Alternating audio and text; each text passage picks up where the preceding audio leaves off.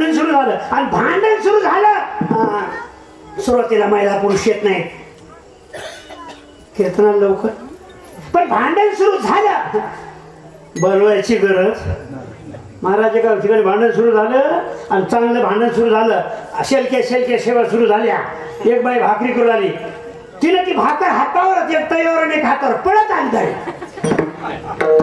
पण एकटी नाही आली ती भरणी होती भरणी तिच्या पोरीचं नाव होतं हरणी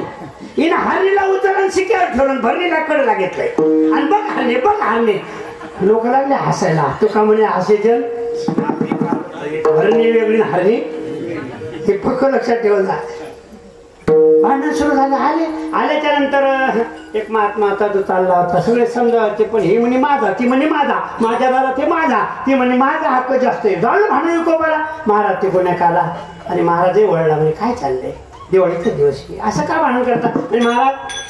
हा पाव माझ्या दारात हक्क माझा का हिचा महाराज म्हणजे ते महाराज मी आल्याला हिच्या अगोदर बघितला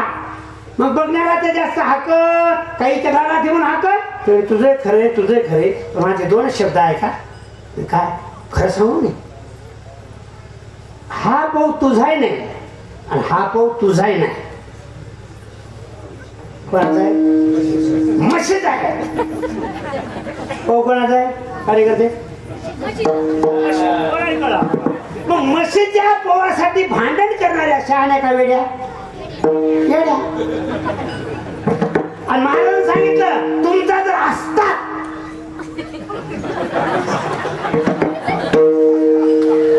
हा पाऊ जर तुमचा असता तर तुम्ही भांडण केलं एवढं कळलं तरी कीर्तन समजलं म्हणून समजायचं पिठाला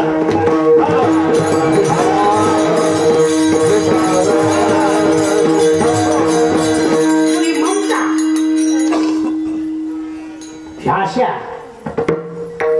आपल्याला गुंतवते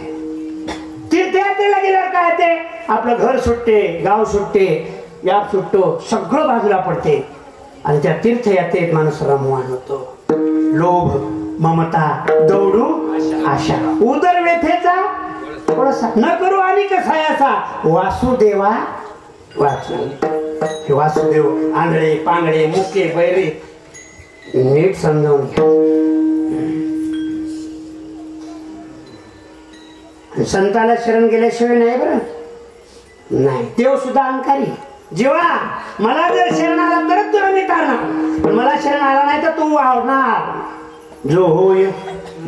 माझा अनन्य तयाचे निवारी